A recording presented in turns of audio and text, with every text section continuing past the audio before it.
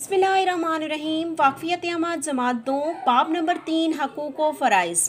तो बच्चों, इस बाब को पढ़ने से पहले हमने ये देखना है कि इस बाब में हमने क्या क्या कुछ सीखना है, यानी कि इस बाब के इख्तिताम पर हम किस काबिल हो जाएंगे, कौन कौन से सवालात के जवाबात हैं जो हमें इस बाब में मिलेंगे।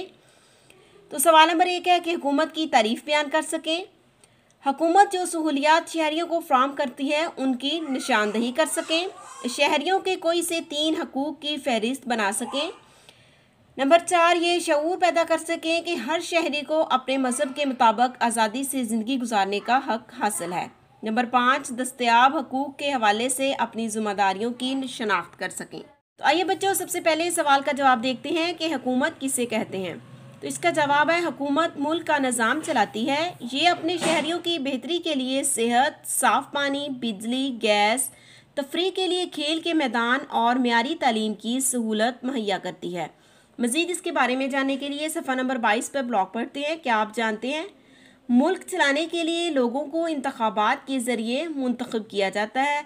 मुंतखब शुदा लोग मिलकर हुकूमत बनाते हैं। तो ये है बच्चों सवाल नंबर 1, हुकूमत किसे कहते हैं, उसका जवाब। बच्चों, नेक्स्ट हेडलाइन है शहरियों के हकूक़। हुकूमत का फ़र्ज़ है कि वो अपने शहरियों को उनकी बुनियादी सहूलियात फ़राहम करें। तो बच्चों, कौन कौन सी बुनियादी सहूलियात हैं? इलाज के लिए अस्पताल, तालीम के लिए स्कूल, जराइम की रोकथाम के लिए पुलिस स्टेशन और इंसाफ के लिए अदालतें। एक ज़िम्मेदार शहरी का फ़र्ज़ है कि वो तमाम अदारों का एहतराम करे। इसी तरह हुकूमत का फ़र्ज़ है कि वो अपने शहरियों की हिफाजत करे और हर शहरी को अपने मज़हब के मुताबिक आज़ादी से ज़िंदगी गुजारने का अख्तियार दे, उनके मजहबी मकामात और तहेवारों का लिहाज करे।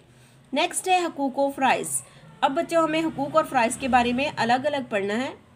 मेरा हक है में सब हकूक़ लिखे गए हैं और मेरा फ़र्ज़ है इसमें फ़राइज़ लिखे गए हैं। पहले हकूक़ देखते हैं। अच्छा माहौल, घर, तालीम, तहफ़्फ़ुज़ और सेहत की सहूलियात, बिजली, गैस और पीने के लिए साफ़ पानी की फ्राहमी, पेशा अख्तियार करने की आज़ादी और बेसहारा अफराद के लिए पनाहगाहें। ये तमाम शहरियों के हकूक़ हैं। उसके बाद है शहरियों के फ़राइज़। अपनी सेहत का ख्याल रखना, बड़ों और बुज़ुर्गों की इज़्ज़त और एहतराम करना, कवानीन का एहतराम करना, गैस, पानी और बिजली को एहतियात से इस्तेमाल करना और ज़ाया ना करना, सरकारी और गैर सरकारी अशिया को नुकसान ना पहुँचाना। तो ये बच्चों, अब इस लेसन की मशक करते हैं। सवाल नंबर 1 है, झैल में चंद सहूलियात दर्ज हैं, आपके इलाके में इनमें से जो सहूलत मौजूद है उस पर टिक का निशान लगाएं। तो बच्चों, इसका जवाब देने से पहले आपने तमाम सहूलियात को पढ़ना है। उसके बाद जो जो सहूलत आपको आपके इलाके में मौजूद है उस पर आपने टिक का निशान लगाना है। फॉर एग्जांपल, मैंने आपको अस्पताल, पार्क, बस अड्डा, स्कूल और साफ़ पानी की सहूलत पर टिक का निशान लगा के दिखाया है। सवाल नंबर 2 है, अपने इलाके के 2 अहम अवामी मसाइल लिखें। यहाँ भी आपने वो मसाइल लिखने हैं जो कि आपको आपके इलाके में दरपेश हैं।